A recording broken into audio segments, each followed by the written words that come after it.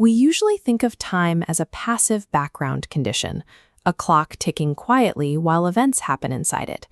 But we have to discard that assumption and view time as a deliberate, engineered machine. In the 11th century, the Persian philosopher Nasser Khusraw laid out exactly this mechanical framework in his text Al-Khwan. Khusraw's central thesis asserts that time is an active, metaphysical tool created by an entity he identifies as the universal soul. This tool exists to physically drag the material world out from a state of pure potential and force it into actualized reality. If time is a manufactured tool, then human existence is not a random decay toward entropy. It is a highly structured process of being built toward perfection. To understand a claim of this magnitude, we first have to decode the strict mechanical rules governing Khusraw's universe. Once we map the mechanics, we will test them against the emotional reality of time passing, using the mystical poetry of Rumi. We will then cross-examine Khusraw's framework against classical Western thinkers like Aristotle and Immanuel Kant. Finally, we will contrast his aggressive, goal-oriented drive against Eastern philosophies of cyclical flow and non-action. By testing Khusraw's hidden mechanics against these global systems, we uncover a unified theory for why the universe requires delay, friction, and duration to exist at all. At the peak of Khusraw's cosmology sits a perfect, unmoving node, the universal intellect. Directly below is the universal soul. It vibrates, generating all cosmic motion, transferring energy downward to create three lower tiers: the spheres, nature, and physical matter. The system operates entirely because the universal soul has a psychological flaw. It is not completely perfect, and it knows it.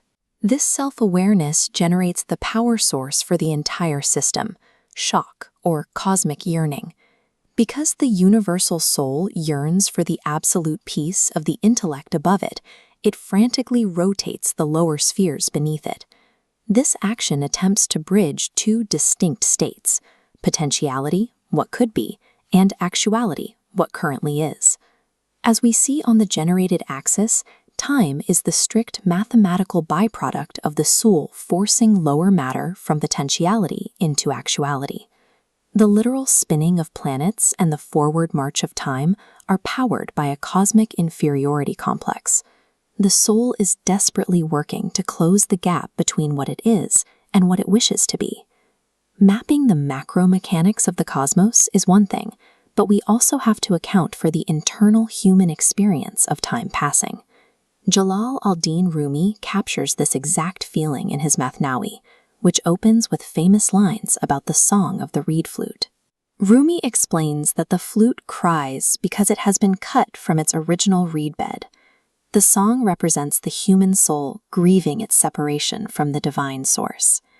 We can map Rumi's poem directly onto Khusraw's text. Rumi's pain of separation is the emotional equivalent of Khusraw's mechanical shock. Rumi outlines a process of evolutionary ascent, where matter climbs from mineral to plant to human consciousness over vast stretches of ages. Rumi provides the feeling of time, while Khusraw provides the blueprint. Rumi's poetic evolution is only possible because Khusraw's mechanical engine of time is constantly forcing potential into actuality. To trace the origins of potentiality and actuality, we have to look back to classical Greek philosophy. Aristotle defined these concepts as dynamis and energeia, establishing a strict logical framework for how things develop. This split-screen logic comparison shows Khusraw's model on the left and Aristotle's unmoved mover on the right. Aristotle's God is a passive object of love, drawing elements upward like a magnet. Khusraw's universal soul is an active agent, furiously working to achieve that love. Leaping forward to modern Western thought, we find a different perspective in Immanuel Kant's Critique of Pure Reason. Kant argued that time is an a priori illusion. It is a set of cognitive glasses the human mind wears to process reality, not an objective feature of the universe itself. Western thought often renders time as either a passive measurement or a subjective mental framework. Khusraw rejects both. He demands that time is a violent, objective cosmic tool, operating entirely independently of whether humans are there to perceive it. Let's step away from these dense philosophical comparisons for a moment. If you're enjoying this video, hit the like button and subscribe. Drop a comment below. I'd love to hear your thoughts. Your support helps me keep creating this content for you all. Pivoting to East Asian philosophy highlights the radical intensity of Khusraw's model. The Taoist tradition emphasizes Wu Wei, the practice of effortless action or non-action.